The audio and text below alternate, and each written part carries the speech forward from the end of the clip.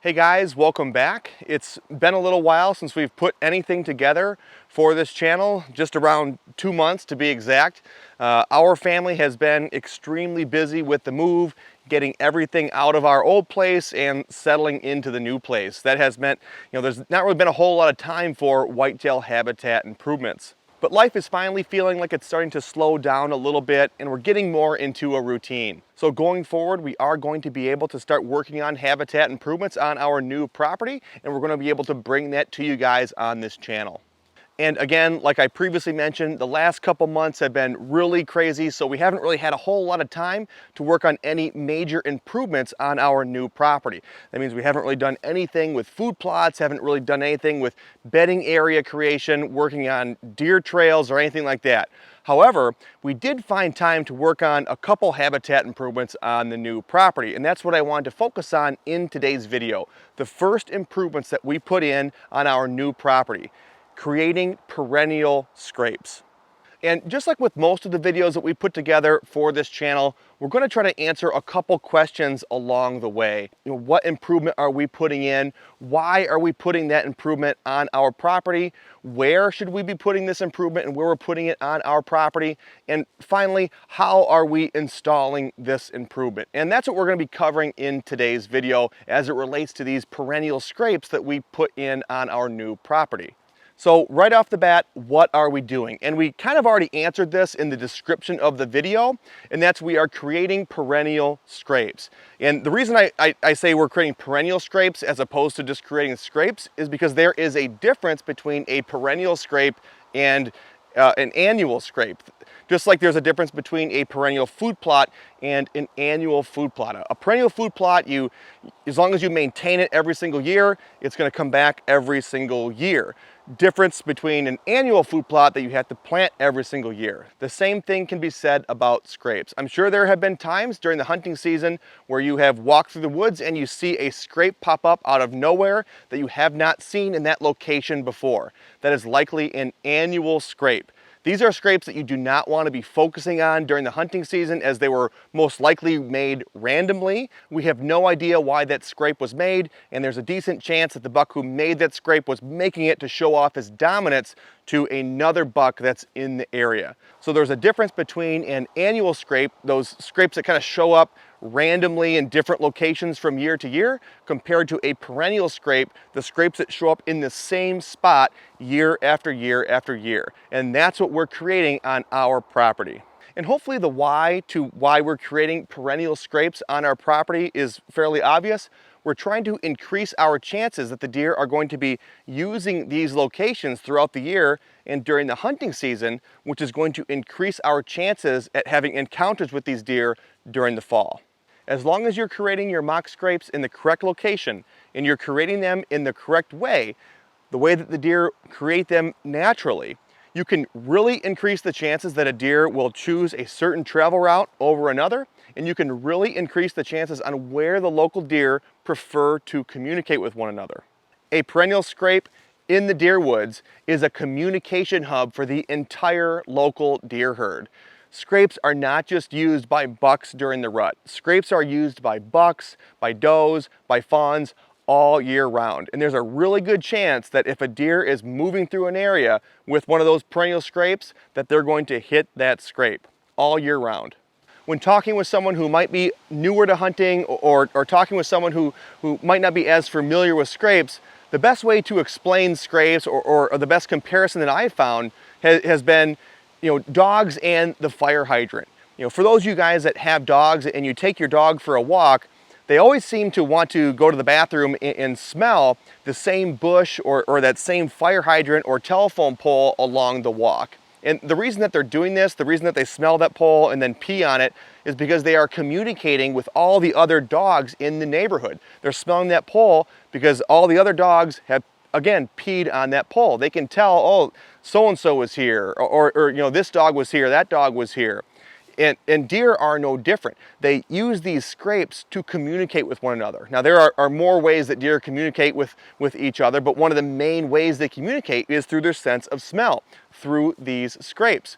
So just like your dog has to check, smell, and pee on that same spot during your walk, deer are the same way with scrapes. As long as it's on their way, they're gonna check that scrape. They're gonna smell that scrape, and oftentimes they're gonna pee in that scrape. And this is one of the main ways that the local deer herd is communicating with one another. And they do this all year round, not just during the rut. Now, during the rut, they do this more often because this is a great way for these bucks to see which does are coming close to estrus. During the rut, these bucks are really focused on breeding, and they want to breed as many does as possible. So when these does are hitting these scrapes and urinating in these scrapes, the bucks can tell who's close to estrus and who is not. Where should they be spending their time to be a very efficient breeder? So they are checking these scrapes often during the rut. But outside of the rut, during January, February, even now in June, they are hitting these scrapes, again, to communicate with the local deer herd. And so we as hunters, as land managers, we want to try to create these perennial scrapes, these communication hubs on our properties within range of our stand locations to give us more hunting opportunities. And that brings us into where we're creating these perennial scrapes on our properties. And although there are several different areas that we like to focus on when creating scrapes, they all follow the same theme. And that theme is the area has to make sense. And what I mean by that is you can't just make a scrape anywhere and expect the deer to use it on a consistent basis, creating a perennial scrape. The area has to make sense. The deer already have to be using that area, whether it's an existing deer trail, trails that lead from a bedding area and head to a food source, trails that connect bedding areas to bedding areas, trails that wrap the downwind side of bedding areas, areas that are natural pinch points that kind of consolidate deer movement, whether that's with habitat type or elevation change, anywhere where the deer movement is constricted. Those are great places to place mock scrapes. The deer have to be using that area already in order for you to be placing a scrape in that location. Again, you can't just place a scrape in the middle of the open hardwoods and expect the deer to use that scrape on a consistent basis. So again, when creating these perennial scrapes on our properties, we're trying to put them in areas that the deer are either currently using or an area that the deer will be using in the future. So if you do have an open hardwood setting and you know that you're going to be putting a food plot in one location and you're going to be putting a bedding area in the other location, and you're going to connect the two with a deer trail, along that future deer trail would be a great place to put a scrape. Because in the future, you're going to have a point A, you're going to have a point B, and the deer are going to be using that area in the future. And to give you guys examples on our new property here and where we chose to create 3 new perennial scrapes, 2 of the scrapes were placed in natural pinch points, natural areas where the deer movement is being consolidated, either with elevation change or with different habitat types that kind of pinch the deer into a certain location. 2 of the scrapes were placed in those locations, and another scrape was placed in an area that we're going to be having a future deer trail kind of wrapped through the area. So any B-roll that you guys have seen of bucks in velvet, either in late summer or maybe bucks during the hunting season, those videos are not from this new property. We just started working on the habitat improvements a couple weeks ago. I think the scrapes and the cameras have been out for maybe 2 weeks. So again, any previous B-roll that you guys have seen of bucks hitting the scrapes during the hunting season, those were not taken from this property. However, the video that you guys see of the bucks that are starting to grow their antlers, late May, early June, those were taken from this property, hitting the scrapes that we just made 2 weeks ago. And one of them is right behind me. And we'll kind of go over now how we created these scrapes. So hopefully you guys can create them on your property as well. Creating a perennial scrape on your property is fairly simple, and we'll kind of go over how we create them on our property. The most important thing to creating a perennial scrape is choosing the correct location. You also want to make sure that this scrape is within range of your stand location. So whether you're using a vertical bow, a crossbow, firearm, you just want to make sure that with whatever your weapon of choice is and whatever distance you're comfortable shooting to, that scrape is within range of your stand location. You do not want to be creating these communication hubs, these perennial scrapes, out of range from your stand locations. That's one of the main reasons that we're creating these on our properties, is to create more hunting opportunities during the fall. Once you guys have a location picked out for your perennial scrape, the next thing you need to do is find a licking branch for your scrape. The licking branch is what the deer are going to be using to communicate with one another. It's what they're going to be depositing all of their scent on. And I really like to use licking branches that the deer like to use naturally on our properties. And here in Michigan, most of the time what I see is deer really like to use white oaks, or really any oaks. They really like to use white pines. They really like to use beech trees. They really like to use grapevines, and they really like to use basswoods. Now, if you guys notice another species that the deer really like to use for scrapes, please leave those in the comments below. Those are just the ones that I see on a consistent basis that the deer really like to scrape under. And so those are the species that I'm really targeting when I'm creating my licking branch. And so right behind me, I have a beech tree, and I'm also using a grapevine. So I'm combining two of the preferred licking branch species within my perennial scrape. So now that you have your location picked out, you have your licking branch ready to go, now you need to actually create your mock scrape. And creating the scrape is fairly easy. You're only going to need a couple of tools, all of them hand tools. I just use a hand saw. You're going to need some sort of rope. I just use paracord, go down to Meyer, and I get about 100 feet of paracord that'll last me quite some time with creating mock scrapes. And then you're going to need some sort of a rake. I use a steel garden rake, and that's kind of optional. You can probably use your hand saw for the last part. Now you want to secure your licking branch with the paracord and make sure that the bottom of the licking branch is right around belly button height. Now, depending on the camera angle here, it might look like that one is a little bit lower than belly button height, and it might be right about waist high for me. I typically go anywhere from waist high to belly button high, and some guys will make their mock scrapes around chest high. That's fine too. I like to go a little bit lower, belly button high, waist high, not much lower than that, but belly button high seems to be just about right from what I have seen. That way, the younger deer can participate in the scraping and deposit their scent as well. Not just the does, not just the bucks, but fawns as well. All of the local deer will be using this scrape throughout the summer. And again, with those fawns, that's going to condition them to use this scrape for years to come.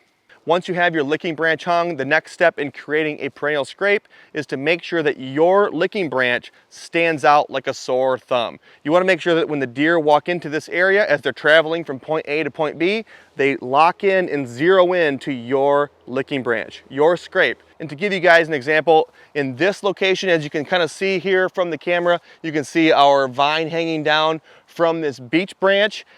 Prior to it looking like this, we had a lot of beech branches that were kind of coming down to the ground. And so I cut a lot of those back to make sure that when the deer moved from left to right in front of the camera here, that they would see that vine. And there's a couple other licking branches that kind of left in camera view within the vine that they can hit as well. So as the deer are working that vine, they can also kind of work their antlers and their foreheads into these other beech branches as well.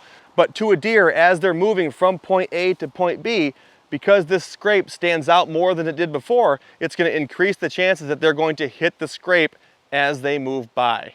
The next step in creating a perennial scrape on your property is another visual cue for the local deer herd, and that's to scrape up or rough up the ground underneath the licking branch. And again, what that's doing is it's creating another visual cue for the local deer herd and telling them where they should be scraping, where they should be communicating. Not only do they have the licking branch kind of sticking out like a sore thumb, they also have the ground that's roughed up right under the scrape, again, simulating a natural scrape. I really like to use a steel garden rake for this because not only can I get rid of all the leaves and rough up the dirt, but I can also remove all of those roots and all those little vines that might prevent a deer from really being able to work the ground. I want that to be really soft dirt, so when a buck comes up there during the fall, or even right now in June, he can feel the dirt and he can kind of play around with the dirt a little bit, and it'll really simulate a natural scrape. But that's pretty much all we do when we're creating these perennial scrapes on our properties. If you wanted to, now would be the time to pee in the scrape. You don't have to do that if you don't want to, but peeing in the scrape is not going to hurt anything. Another thing we like to do at this time is to hang a trail camera on the tree stand side or the downwind side of our perennial scrape. That way during the hunting season, we're able to come into that camera and change the card without ever having to come into the movement pattern. But as far as creating a mock scrape or a perennial scrape on our properties, that is all we're doing, and that is all we did on our new property when we created the 3 new perennial scrapes on this property. Well guys, it's going to wrap it up on today's video on creating the first improvement on our new properties, creating the perennial scrapes. If you guys do have any questions, whether that's on our new property, our old property, perennial scrapes, feel free to leave those in the comment section below. I'll get back to those as soon as I can, and we will see you guys in the next video.